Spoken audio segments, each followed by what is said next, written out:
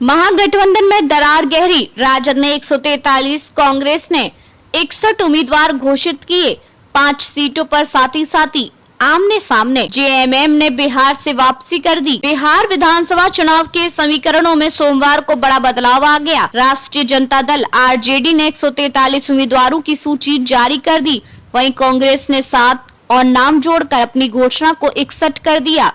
परिणाम स्वरूप महागठबंधन के भीतर तालमेल की गंभीर कमी और कई स्थानों पर सीधे टकराव की स्थिति बन गई। इस बीच झारखंड मुक्ति मोर्चा जेएमएम ने बिहार चुनाव न लड़ने का फैसला कर दिया और अपने गठबंधन साथियों पर राजनीतिक साजिश का आरोप लगाया। क्या हुआ घटनाक्रम का सार? राजद ने सोमवार को 143 उम्मीदवारों की सूची जारी की, जिसमें तेजस्वी प्रसाद यादव को राघोपुर से लड़ाने का निर्णय प्रमुख तौर पर शामिल है। पार्टी ने महिलाओं और विभिन्न जातिगत समूहों को ध्यान में रखते हुए टिकट बांटे हैं। कांग्रेस ने देर रात और सुबह के बाद कुल 61 नाम अंतिम किए। परिणाम ये हुआ कि कम से कम 5 सीटों पर राजद और कांग्रेस एक दूसरे के खिलाफ उम्मीदवार उतार चुके हैं। वैशाली, राघोपुर क्षेत्र, नरकटियागंज, लालगंज, सुल्तानगंज, कागलगांव आदि का जिक्र समाचार चैन में है। महागठबंधन के छोटे घटक खासकर जेएमएम ने यह कहते हुए नामांकन वापस लिए बाहर होने का फैसला किया कि इसमें उन्हें बेवजह किनारा कर दिया गया और गठबंधन के भीतर विश्वास टूट रहा है। जेएमएम नेतृत्व ने कांग्रेस राजद पर राजनीतिक साजिश का आरोप लगाया है। किन-किन सीटों पर टकराव साफ, पहलू और नामों की स्थिति। कई मीडिया रिपोर्टों के अनुसार निम्नलिखित विधानसभा क्षेत्रों में महागठबंधन के मुखिया साझेदारों के बीच प्रत्यक्ष टकराव सामने आया है, जिससे वोट बंटने का खतरा और स्थानीय स्तर पर असमंजस फैला है। वैशाली राघोपुर से जुड़ा अहम मामला, नरकटियागंज, लालगंज, सुल्तानगंज, कागलगांव जैसे स्थानों का मिश्रित उल्लेख कुछ स्रोतों में मिला। इन सीटों पर कांग्रेस और राजद दोनों ने अपने उम्मीदवारों के नाम अंततः फाइनल कर दिए हैं। कुछ मामलों में कांग्रेस और भाकपा माले के बीच भी विवाद उभर रहा है। नोट: कुछ रिपोर्टों में सीट नामों के स्थानिक वेरिएंट जैसे कागलगांव, कहलगांव, कागलगांव मिलते हैं। स्थानीय रिटर्निंग ऑफिसर निर्देशों के आधिकारिक फाइल नामकरण पर अंतिम पुष्टि संभव है। राजद की रणनीति खिंचाव और विविधीकरण।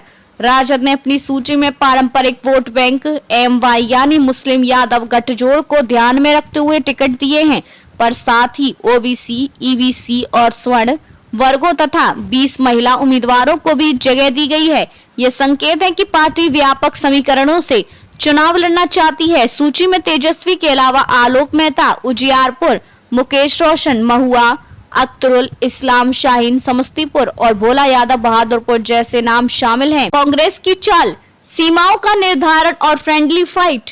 कांग्रेस ने 61 सीटें रिकॉर्ड की हैं, पर कई सीटों पर उसने अपने निर्णय के साथ आरजेडी भाकपा माले की उम्मीदवारी से ओवरलैप कर दिया है। पार्टी का दावा है कि अभी भी समझौते की गुंजाइश है, क्योंकि नामांकन वापसी की आखिरी तारीख अभी बाकी है, पर फाइनल लिस्टों के जारी होने के बाद स्थानीय कार्यकर्ताओं में भ्रम, असमंजस बढ़ गया है। कुछ स्थानों पर कांग्रेस ने पर्चा दाखिल भी कर दिया है, जैसे कि कांग्रेस के प्रदेश अध्यक्ष राजेश राम ने कुटुंबा से अपना नामांकन दाखिल किया और राजद ने स्पष्ट किया कि उसने उस सीट को नहीं छोड़ा। छोटे घटक वीआईपी और माकपा भाकपा की स्थिति। विकासशील इंसान पार्टी के उम्मीदवारों को कुछ सीटों पर राजद द्वारा औपचारिक रूप से आवंटन किए जाने की बात सामने आई। उदाहरण: गौरा बोराम सीट पर संतोष कुशवाहा वीआईपी के पक्ष में, राजद प्रमुख लालू प्रसाद का पत्र। इससे वीआईपी आरजेडी तालमेल बरकरार नजर आता है। भाकपा माले लगभग 20 सीटों पर चुनाव लड़ रही है और भाकपा 4 सीटों पर। दोनों ही पार्टियों का कहना है कि कांग्रेस के साथ बातचीत जारी है, पर कई मामलों में अंदरूनी प्रतिस्पर्धा होने का अंदेशा है।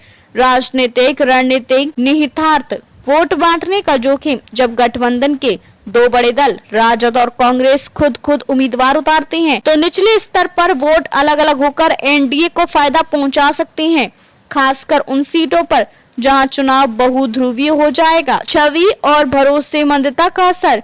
बाहरी मतदाता और मध्यम वर्गीय चुनावी पर्यवेक्षक यह मान सकते हैं कि महागठबंधन की अंदरूनी एकजुटता कमजोर है। जो चुनाव प्रचार में विपक्ष के लिए बाधा बन सकती है। छोटे घटकों का रवैया, जेएमएम की वापसी जैसी घटनाएं दिखाती हैं कि छोटे दल गठबंधन समझौते से नाखुश हैं और वे भविष्य में अलग रुख अपना सकते हैं।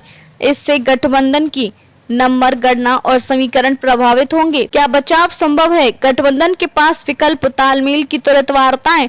सूत्रों के अनुसार नामांकन वापसी की अंतिम तिथि अभी है।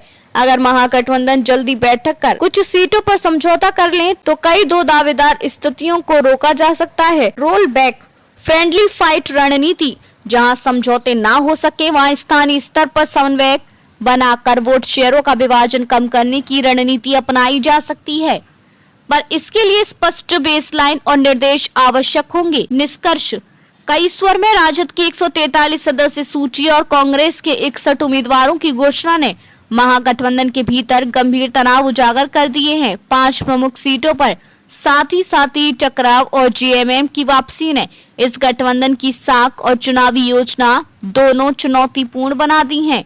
यदि गठबंधन इन मतभेदों को समय रहते सुलझा नहीं पाता तो इसका सीधा फायदा एनडीए को हो सकता है और बिहार की राजनीतिक तस्वीर में बड़े बदलाव संभव हैं।